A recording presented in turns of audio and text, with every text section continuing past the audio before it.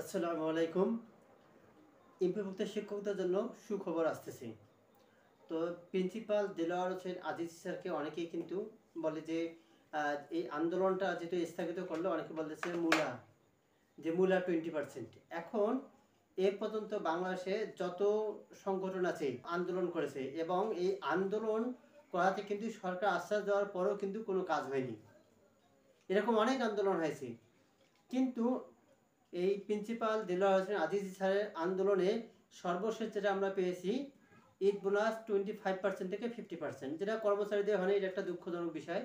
তবে শিক্ষকরা 25 থেকে 50% কিন্তু ঈদ বোনাস পাচ্ছে। এখন আজকের যে আন্দোলন, 13 আগস্টের যে আন্দোলন, এই আন্দোলনে কিন্তু প্রায় 30 থেকে 40 হাজার শিক্ষক কিন্তু এই আন্দোলনে অংশগ্রহণ করেছিল। এখন এই আন্দোলনের পক্ষে, যেহেতু আন্দোলনটা খুব জোরালো ছিল, তো সচিবালয় থেকে কিন্তু 10 জন প্রতিনিধি চেয়েছে, এবং 10 জন প্রতিনিধি কিন্তু সচিবালয় ও শিক্ষা উপদেষ্টার সাথে কিন্তু একটা বৈঠক করেছে। এখন বৈঠকে এখন শিক্ষা উপদেষ্টা বলেছে, যেহেতু আপনারা আন্দোলন করতেছে, অবশ্যই আন্দোলনটা যুক্তি, তবে আপনারা কী চান? তখন কিন্তু আজিজুল স্যার বলেছিল যে আমরা সরকারের মতো বাড়ি ভাড়া চাই এবং মেডিকেল ভাড়াটা চাই। এখন যেহেতু মেডিকেল ভাড়াটা হচ্ছে 500 করে দেয়, সেটা 1000 করার একটা প্রস্তাব হয়েছে। এবং এই বাড়ি ভাড়াটা কিন্তু যদি 45% সরকারি চাকরিজীবীরা পায়, তো অনুরূপভাবে কিন্তু চাওয়া হয়েছে সর্বশেষ যেটা, এই মুহূর্তে তো হুট করে তো 45% দেওয়া সম্ভব না, তারপর এটা একটা সময়ের ব্যাপার, পর্যায়ক্রমে দিতে হবে। তো সেক্ষেত্রে আপাতত 20%-এর জন্য আমাদের আবেদন করা হয়েছে।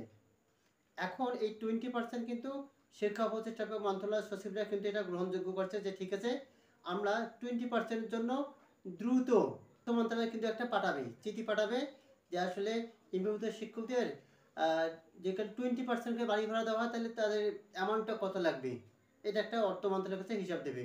তো এখন অর্থ মন্ত্রণালয় যে হিসাবটা দেবে, ওই হিসাবে ভিত্তি করে কিন্তু এটা প্রজ্ঞাপন জারি হবে। এখন জোটের পক্ষ থেকে বলা হয়েছে যে প্রজ্ঞাপনটা কবে নাগাদ হবে। তখন কিন্তু শিক্ষা উপদেষ্টা বলতেছে যে দ্রুত এটা কার্যক্রম আমরা করব। এখন যতক্ষণ প্রজ্ঞাপন হয়নি ততক্ষণ অবশ্য বিশ্বাস করা যাবে না। তবে আজিজি স্যার, এই দেলোয়ার হোসেন আজিজি স্যার অবশ্যই নাকি বিশ্বাস করতে হবে, এবং ইনি দেখা যাচ্ছে যে আন্দোলন বাদেও কিন্তু এটি কূটনৈতিকভাবে কিন্তু সবসময় সম্পর্ক রাখবে সচিবালয়ের সাথে এবং অর্থ মন্ত্রণালয়ের সাথে। তো যারা বলতেছেন যে আন্দোলনে মূলা পাচ্ছে 20%, তাদেরকে আমি বলি, বাংলাদেশে অনেক আন্দোলন হয়েছে, কোনো আন্দোলনে কিন্তু কেউ সাকসেসফুল কোনো কাজে নিয়ে আসতে পায়নি। তবে একমাত্র আজিজুল স্যারে কিন্তু পেরেছে, যেটা আমরা দীর্ঘ কত বছর থেকে 25% ঈদ বোনাস পাই, সেটা আজিজুল স্যারের কারণে কিন্তু 50% হচ্ছে। তবে এই অর্থ মন্ত্রণালয়ে কোনগুলো যাবে, মানে কোন বিষয়গুলো বৃদ্ধি করার জন্য অর্থ মন্ত্রণালয় কাগজ পাঠাবে শিক্ষা উপদেষ্টা অথবা সচিবালয় থেকে। তো 1 নম্বর যেটা, সেটা হচ্ছে চিকিৎসা ভাতা, যেটা 500 পাওয়া সেটা হবে 1000, এবং বাড়ি ভাড়াটা হচ্ছে 20%। এবং যে ঈদ বোনাসটা, এই ঈদ বোনাসটা কিন্তু 50% পায় কর্মকর্তা এবং কর্মচারীরা, মানে শিক্ষক এবং কর্মচারীরা কিন্তু 50% পাচ্ছে। এইটাকে 50 থেকে 75% করার জন্য ওই চিঠির মধ্যে কিন্তু এই 3টা জিনিস উল্লেখ থাকবে। সেটা হচ্ছে ঈদ বোনাসটা এবার 75% করতে হবে, এবং 20% হচ্ছে বাড়ি ভাড়া, এবং চিকিৎসা ভাতা হচ্ছে 500 বৃদ্ধি।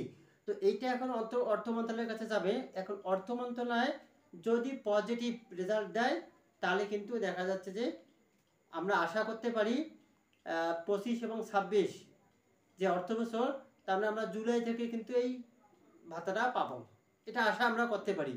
তবে আমরা আশা করি, যেহেতু উপদেষ্টা এবং সচিবরা আশ্বাস দিয়েছে যে আপনাদের দাবিটা অবশ্যই যৌক্তিক, এবং এটা নিয়ে আমরা 100% কাজ করব। তা আমরা 100% কিন্তু কাজ করতে চেয়েছি, যে আসলে 20% বাড়ি ভাড়াটা এবং 500 টাকা মেডিকেল ভাড়া আরও বৃদ্ধি পাবে।